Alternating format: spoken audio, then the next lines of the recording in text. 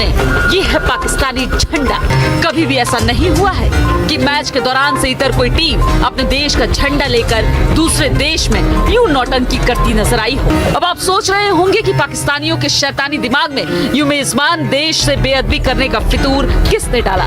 भारतीय आवाम की जानिब से पाकिस्तान टीम का शानदार इस्तकबाल भारतीय मीडिया को हजम न हो सका। भारतीय मीडिया ने पाकिस्तानी टीम के खिलाफ जहर उगलना शुरू कर दिया। पाकिस्तानी टीम के फास्ट बॉलर शहनशाह अफरीदी की जानिब से प्रैक्टिस के दौरान पाकिस्तानी झंडा ग्राउंड में लहराया गया, जिस पर भारत में इस वक्त वबाल मच चुका है। दोस्तों, इस हवाले से अपनी राय का इज़हार जरूर कमेंट सेक्शन में करें और ताज़ा तरीन अपडेट्स के लिए हमारे चैनल को सब्सक्राइब करें।